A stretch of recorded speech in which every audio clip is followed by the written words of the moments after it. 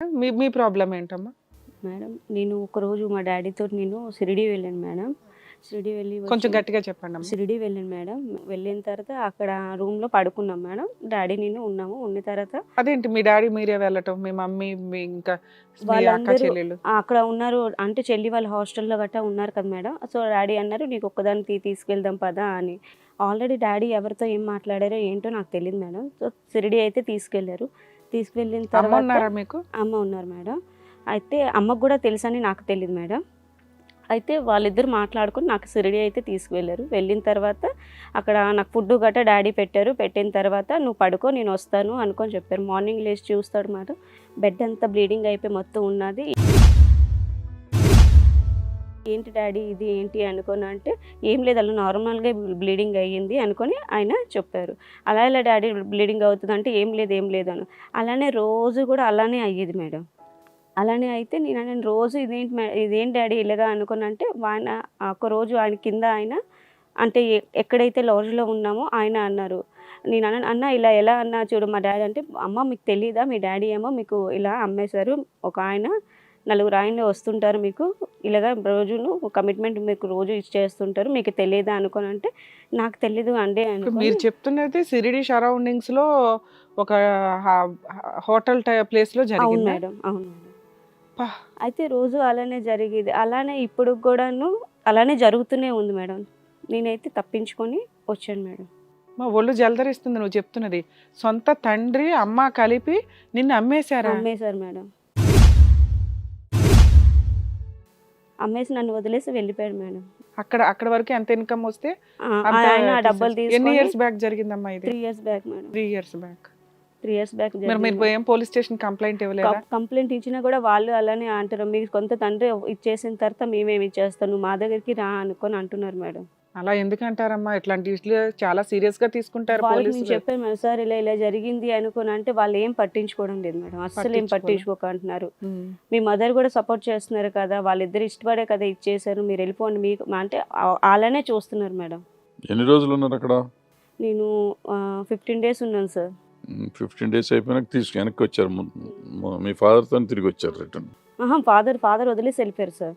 Father వదిలేసి వెళ్ళిపోయారు. ఇలా నార్మల్గా ఎలానే తప్పించుకొని వచ్చేసాను. వేరే స్టేట్ కాబట్టి మీరు ఎవరికి కంప్లైంట్ ఇవ్వలేకపోయారు, మీకు అవును మేడం. తెలియలేదు. అవును మేడం. తర్వాత వచ్చినాకన్నా ఇంటికి వెళ్ళి మీ అమ్మ దగ్గర ఏడిస్తే ఆవిడ మహిళ కదమ్మా, అంత చండాలంగా చేయాల్సి వస్తే నేను ఆవిడే వచ్చాక చేయాలి. కాల్ కూతుర్ని చేశాను ఎట్లా కాల్ చేస్తుంది? ఫోన్ చేశాను మేడం. ఆ. ఫోన్ చేస్తే వాళ్ళ ఫోన్ లిఫ్ట్ చేయలేదు మేడం. మీ అమ్మ? మదర్ కూడా లిఫ్ట్ చేయలేదు, డాడీ కూడా లిఫ్ట్ చేయలేదు, మా చెల్లెలు కూడా లిఫ్ట్ చేయలేదు, సిస్టర్స్ వాళ్ళు కూడా ఫోన్ లిఫ్ట్ చేయకుండా అసలు వాళ్ళు ఏ స్టేజ్ లో ఉన్నారో ఇప్పుడు? నిన్నే ఇలా చేశారంటే వాళ్ళని కూడా అలాగే చేసి ఉంటారు కదా. అదైతే తెలియదు మేడం. అయితే అది ఆ ఫోన్ లిఫ్ట్ చేయడానికి ఏవో కొన్ని యానిమల్స్ ఉంటాయంట, వాళ్ళ పిల్లల్ని వాళ్ళే చంపుకొని తింటాం. అలా ఉంది మీ ఇంట్లో స్టోరీ. ఇంత దరిద్రంగా ఉన్నారా మీ అమ్మ నాన్న? ఎవరు అసలు చెప్పు, తోలు తీసి ఆరేయాలని? ఎవరు చెత్తలాగా ఉంది. వయసు వచ్చిన పిల్లల్ని తీసుకొని వెళ్ళి ఈ రకంగా చిల్లర పనులు చేసుకుంటూ కూర్చున్నారు. అసలు ఏం చేస్తాడు మీ నాన్న? ఏం చేసేవాడు అప్పట్లో? వ్యవసాయం చేసేవారు మేడం. వ్యవసాయం చేసే వ్యక్తులు ఇలా చేయరమ్మా. ఇప్పటికీ కాల్ చేసినా లిఫ్ట్ చేయరు మేడం. సిస్టర్ వాళ్ళతో కూడా ఎవరితోటి మాట్లాడలేదు. 3 years అయిపోయింది. ఇప్పటి నుంచి ఇంటికి నేను వెళ్ళలేదు, ఇక్కడే హైదరాబాద్లోనే ఉండిపోయాను మేడం. మీరు వీళ్ళంతా పరిచయమా ఈ 3 years నుంచి? 3 years నుంచి వాళ్ళ పరిచయం సో ఒకరికొకరు. నువ్వు పోలీస్ స్టేషన్కి వెళ్ళడం తల్లిదండ్రుల మీదే తీసుకోరేమో కేసు అని నీకున్న లీగల్ నాలెడ్జ్తో తెలియక నీకు ఇదే ఫీల్డ్ ఎంచుకొని ఉన్నావు, ఏ పని చేయాలో తెలియక. ఎక్కడికి వెళ్ళినా ఒక దీనిలోనే చూస్తారు మేడం. నువ్వు అక్కడ షిరిడీలో జరిగింది, ఇక్కడేం తెలియకపోవచ్చు కదమ్మా. ఏ ఎన్జిఓనో ఎక్కడ ఏ పోలీస్ స్టేషన్కి వెళ్ళినా అవుతాయి. సరే మీరు అమాయకంగా ఉన్నారు, తెలియలేదు అనుకుందాం, ఎవరు హెల్ప్ అని అడగొచ్చు కదా. ఎవరు హెల్ప్ చేయడం లేదు మేడం. ఇవాళ రేపు ఎక్కడికి వెళ్ళినా సరే ఏమీ ఇది లేదు. మీరు ఇప్పుడు ఈ బిజినెస్ చూస్ చేసుకున్నారుగా, మీకు జనాలు ఎక్కడి నుంచి వస్తున్నారు? మనుషులు వస్తారు కదా, మీరు ఇంత అని ఏదో ఛార్జ్ చేస్తారు కదా. రోడ్డు మీద ఇచ్చేస్తే వాళ్ళు వస్తారు. రైట్, నైట్ టైం రోడ్డు మీద నుంచి ఉంటారా? అవును మేడం. రెడ్ ఏరియాలో నిలబడితే వాళ్ళు వచ్చి పికప్ చేసుకుని వెళ్తారు మేడం. ఏ టైంలో నుంచి ఉంటారమ్మా మీరు? మీరు చూస్తే జాబ్ చేసుకునే వాళ్ళు, కాలేజీ అమ్మాయిలు లాగా ఉన్నారు. నైట్ టైంలో వచ్చేసి డే టైంలో ఇంట్లోనే పడుకుంటారు, నైట్ వెళ్తూ ఉంటారు. వెళ్తాం ఇక బయటికి అసలు వెళ్ళం మేము. మీ స్టోరీ ఏంటమ్మా? నాకు చిన్నప్పుడే మ్యారేజ్ అయిపోయిందండి. ఆ, అయితే మా ఆయన గారు 1 సంవత్సరం బాగానే ఉన్నారు. బాబు పుట్టిన తర్వాత మా ఆయన గారు ఫుల్ డ్రింకర్ అయ్యి, మా పేరెంట్స్ పూర్ ఫ్యామిలీ, వాళ్ళు కూడా పెద్ద వయసు అయిపోయింది ఇప్పుడు, వాళ్ళు పెట్టలేని స్థితి.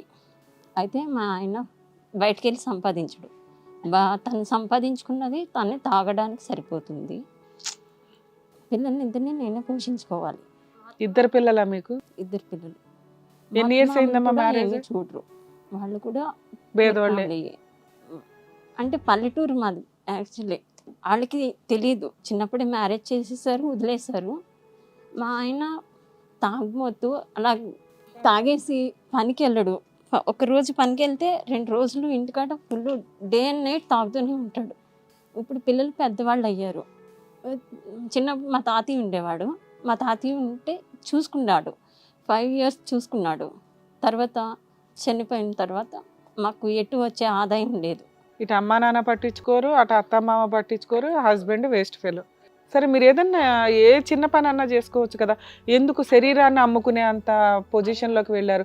రేపు మీకు ఏదైనా అనారోగ్యాలు వస్తాయి, జబ్బులు వస్తాయి, లేదు ఎవరు మేడం, కాపాడతాడు మిమ్మల్ని? ఎక్కడికైనా ఇదే పరిస్థితి ఉందండి. ఒక జాబ్ చేద్దామన్నా, ఒక రిసెప్షనిస్ట్ అయినా, నర్సింగ్ అయినా, దేనికైనా సరే మేడం, దేనికైనా సరే కమిట్మెంట్ ఇస్తామని అడుగుతున్నారు. నేను మీ ఆయన సరిగ్గా ఉండడు కదా, నాతో ఉండు. ఇప్పుడు మీ ఆయనతో కలుస్తున్నావా లేదా? వదిలేసావు? వదిలేదు. పిల్లలు ఎక్కడున్నారు? పిల్లల్ని మా అమ్మగారి ఇంటికాడ పెట్టానండి. అంటే ఆమె నువ్వు ఇప్పుడు పోషించుకునే ఇంటికి కూడా స్థితి. డబ్బులు పంపించాలి. నేను ఇంటికి పంపించాలి, ఇక్కడ తినాలి, హాస్టల్ ఫీజు కట్టుకోవాలి. దానివల్ల నేను చేయక తప్పటం లేదు. ఎవరు అంటే మీరు? నేను ఫస్ట్ ఆఫ్ ఆల్ ఇక్కడికి వచ్చాను, హైదరాబాద్కి వచ్చాను మేడం. తన స్టోరీ చెప్పనివ్వండి అమ్మా. హైదరాబాద్కి వచ్చాను మేడం. ఆ. నేనే కష్టపడి నా పిల్లల్ని పోషించుకోవాలి. నా తల్లిదండ్రుల వల్ల కానీ, నా అత్తమామల వల్ల కానీ, ఎవరి వల్ల నాకు హెల్ప్ లేదు. నేను ఎలాగైనా నా పిల్లల్ని పోషించుకోవాలి. పంపించాడా మరి మీ ఆయన? జాబ్ చేసి ఎట్లా అన్నా సంపాదించుకొని రాని పంపించాడు, లేకపోతే అతను తనకంటూ వదిలేసావా? బాధ్యత లేదు కదా మేడం. వదిలేసావు అతన్ని? ఓకే. తనకంటూ బాధ్యత లేదు. నేను ఊర్లో పని ఏమి చేయలేను, అంటే పొలం పనులు గట్ట నాకు రాదు. దానివల్ల నేను సిటీకి వచ్చాను, ఎవరింటికాడన్నా పని చేద్దాము అన్నట్టుగా. సినీ ఇండస్ట్రీ ఇక్కడ ఎవరు సపోర్ట్ లేదు, ఎవరు హోటల్స్లో తెలియదు. కట్టా వర్క్ చేస్తా పెట్టుకుంటారు అని కట్టేయని హైదరాబాద్ సిటీకి వచ్చాను. వచ్చినప్పుడు రైల్వే స్టేషన్లో ఒక అతను పరిచయం అయ్యి, నెలకి 30,000 శాలరీ ఇస్తారు, పని చేస్తావా అన్నారు. చేస్తానన్నాను. హోటల్లో హోటల్లో కాదు, ఎక్కడన్నా చేయవలసి వస్తుంది అని చెప్పి ఫస్ట్ హోటల్ అని చెప్పాడా? నక్లీస్ రోడ్డుకి తీసుకెళ్లారు. అక్కడ 2 అబ్బాయిలు వచ్చి, ఈ అమ్మాయి కావాలి, 3,000 ఇస్తాను అని అడిగారు. ఇద్దరితోనే ఉండాలి, 3,000 ఇస్తారు. అందులో మాకు 1,500 ఇచ్చి 1,500 మమ్మల్ని పంపినాడు తీసుకుంటుంది. ఓవర్ని ఇందులో మళ్ళీ 50% కమిషన్స్. మీ శరీరం మీద పీక్కు తినే జనాలకి 50% మీరు ఇవ్వాలి. నైట్ అంతా వాళ్ళతో ఉంటే మాకు 1,500 ఇచ్చి 1,500 వాళ్ళు తీసుకుంటారు. సో మీరు ఓన్గా చూసుకుంటే మీ ఆ కస్టమర్ మీకు ఈ ఏజెంట్ ద్వారా వస్తే మీకు మీరు మానేద్దామన్నా ఏజెంట్ ఊరుకోవట్లేదా అని మీ ఊరుకోరు మేడం, ఇంకా బయటికి కూడా వెళ్ళనియరు. అందుకనే నైట్ టైంలో వెళ్ళి చేసుకొని వచ్చి డే టైంలో ఇంట్లో ఉంటాం. అందుకే ఇప్పుడు డే టైంలో కుదిరి మీ నలుగురు ఆ ఏజెంట్ల చేతిలో ఇరుక్కున్నారా? అసలు మీరు అంటే ఏజెంట్లకు 50% ఇవ్వాల్సి వస్తుందని ఇక్కడికి వచ్చారా, లేకపోతే అసలు ఈ వృత్తే మానేద్దాం అనుకుంటున్నారా? ఈ వృత్తే మానేద్దామని. ఏ పోలీస్ స్టేషన్కి వెళ్ళినా సరిపోద్దుగా, మా షోకి ఎందుకు వచ్చారు మీరు? పోలీస్ స్టేషన్కి వెళ్ళినా అలాగే ఉంది మేడం. అలానే మాట్లాడుతున్నాను. మీకు నమ్మకం లేదు? భయం.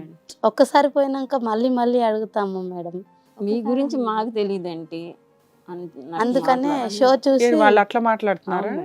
మీ షో చూసి మేము ఇక్కడ వచ్చాం మేడం, మీ సాయం ఏమైనా ఇస్తారేమో అనేసి. ఖచ్చితంగా అమ్మా, మేము ఏం చేయగలం అది చేద్దాం. కానీ అసలు వింటుంటేనే ఎంత నరకంగా, మాకు వింటుంటేనే ఒళ్ళు జలదరిస్తుంది. మీరు ఎంత నరకం మేము పడుతున్నారా ఒక్కొక్కరం రోజు రోజు అని. చెప్పుకొని అసలు ఇంట్లో బాధపడని రోజే లేదు. ఒక పండుగలు వచ్చినాయంటే మేము చేసుకోము, అవును, హాస్టల్లోనే ఉండాలి. హాస్టల్లోనే ఉంటాం. ఆ రాత్రి నలుగురు. బాడీ పెయిన్ వచ్చినా సరే మార్నింగ్ లేసి వెళ్ళక తప్పదు మేడం.